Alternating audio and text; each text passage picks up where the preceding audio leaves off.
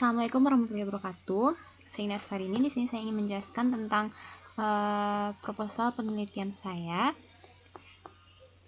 Yang pertama yaitu tentang latar belakang 2019 atau dengan yang kita kenal dengan COVID-19 menjadi permasalahan yang banyak mengarah pada menyorot perhatian warga di seluruh dunia.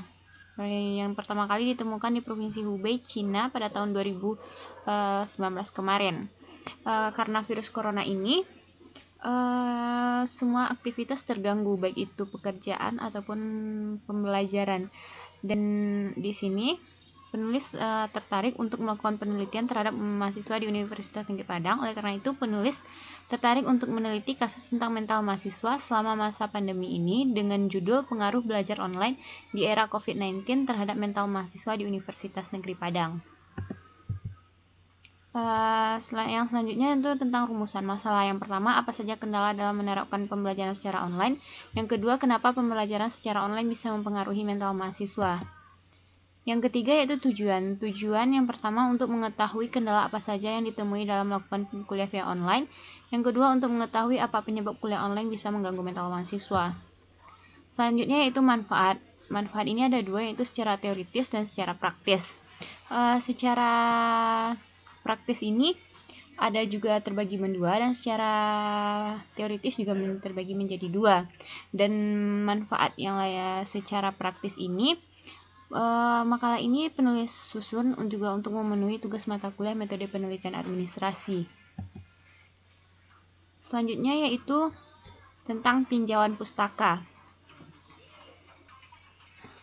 Di masa pandemi COVID-19 yang telah menyerang Indonesia, pemerintah mengeluarkan kebijakan untuk melakukan aktivitas di rumah saja, tidak terkecuali yaitu untuk sekolah dan untuk kuliah.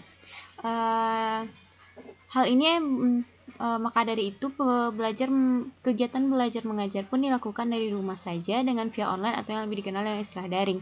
Hal ini bukan menjadi masalah bagi beberapa perguruan tinggi yang sudah menerapkan sistem berbasis daring ini, namun akan menjadi masalah bagi perguruan tinggi yang belum memiliki akademik berbasis daring ini.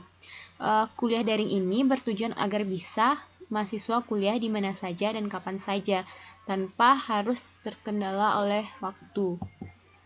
Adapun aplikasi yang mereka digunakan yaitu biasanya berbagai macam di berbagai tempat, namun yang paling sering digunakan adalah aplikasi Zoom. Namun faktanya khusus di Indonesia ada beberapa perguruan tinggi yang mirip permasalahannya, merasa belum siap dalam menggunakan teknologi pembelajaran dengan sistem daring online atau online ini. Bahkan dengan diterapkannya sistem ini, ditemukan ada beberapa mahasiswa yang terganggu mental atau kejiwaannya. Perubahan metode pembelajaran dari cara klasik dan tatap muka menjadi metode online mendapatkan berbagai reaksi dari mahasiswa. Waktu yang singkat, tugas yang banyak, jumlah kuota, kondisi sinyal membuat mahasiswa berjibaku mempersiapkan semuanya dengan baik. Di sisi lain, kebijakan penentuan sementara lembaga pendidikan dengan berbagai fasilitas pendukung dalam jangka pendek dan jangka menengah membuat banyak mahasiswa yang terdampak dari kebijakan tersebut, khususnya mereka yang di daerah dengan keterbatasan infrastruktur dan daya dukung lainnya, semakin memperluas kesenjangan digital. Sehingga dengan kesenjangan yang terjadi membuat mahasiswa menjadi terbebani dan mengganggu mental mereka terkait tugas yang diberikan dalam jumlah yang banyak dan waktu pengumpulan tugas atau deadline-nya yang sebentar. Selanjutnya yaitu kerangka pemikiran. Pengaruh pembelajaran online di era COVID terhadap mental mahasiswa di Universitas Negeri Padang. Ini kita bagi menjadi dua, terdapat dua pokoknya, yaitu dampak pembelajaran secara online terhadap mental mahasiswa di Universitas Negeri Padang, kendala yang dihadapi selama pembelajaran secara online, dan kita harus mencari solusi dari dua permasalahan tersebut yang timbul akibat pembelajaran secara online selama masa pandemi terhadap mental mahasiswa. Selanjutnya itu hipotesis. Hipotesis ada yang H0, H1, dan H2. Nah, seperti yang bisa dilihat di sini. Dan analisis data kuantitatif. Yang pertama itu reduksi data, yang kedua display data atau penyajian data, yang ketiga menarik kesimpulan atau verifikasi. Selanjutnya itu instrumen penelitian kuantitatif.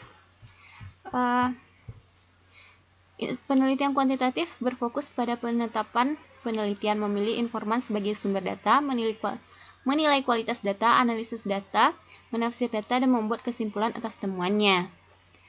Peneliti merupakan key instrumen dalam mengumpulkan data. Peneliti harus terjun sendiri ke lapangan secara aktif. Yang terpenting dari kegiatan peneliti adalah mengumpulkan datanya.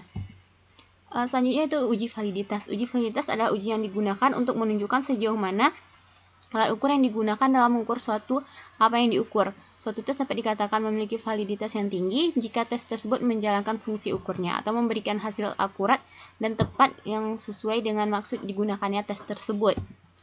Selanjutnya itu uji reliabilitas. Reliabilitas berasal dari kata reliability yang merupakan keajengan mengukur. Reliabilitas suatu tes merujuk pada suatu derajat stabilitas, konsisten, dan daya prediksi akuransi. Pengukuran yang memiliki validitas yang tinggi adalah pengukuran yang dapat menghasilkan data yang reliable. Yang selanjutnya itu teknik pengumpulan dan pengolahan data. Teknik pengumpulan data adalah cara yang digunakan peneliti dalam mendapatkan data di lapangan. Teknik pengumpulan data ini ada beberapa macam. Yang pertama bisa dilakukan melalui kuesioner, yang kedua studi pustaka, yang ketiga wawancara, dan yang keempat melalui observasi. Selanjutnya itu teknik pengambilan sampel. Teknik sampel dan teknik sampling. Sampel merupakan bagian dari produksi penelitian yang digunakan untuk pemikiran hasil dari suatu peneliti. Sedangkan teknik sampling adalah bagian dari metodologi statistika yang berkaitan dengan cara pengambilan sampel. Tujuan dari pengambilan sampel ini, yang pertama, populasi terlalu banyak atau jangkauan terlalu luas sehingga tidak memungkinkan dilakukan pengambilan data pada seluruh populasi, keterbatasan tenaga, waktu, dan biaya. Nah, yang ketiga, adanya asumsi bahwa seluruh populasi seragam sehingga bisa diwakili oleh sampel. Beberapa teknik dalam pengambilan sampel. Yang pertama, teknik pengambilan sampel secara acak. Pengambilan sampel secara acak sistematis adalah suatu metode di mana hanya unsur pertama dari sampel yang dipilih secara acak, sedang unsur-unsur selanjutnya dipilih secara sistematis menurut suatu pola tertentu. Dalam pengambilan sampel secara sistematis dikenal dua istilah, yaitu interval pengambilan sampel, yaitu perbandingan antara populasi dengan sistem yang diinginkan. Yang kedua, proporsi pengambilan sampel, yaitu perbandingan antara ukuran sampel dengan populasi.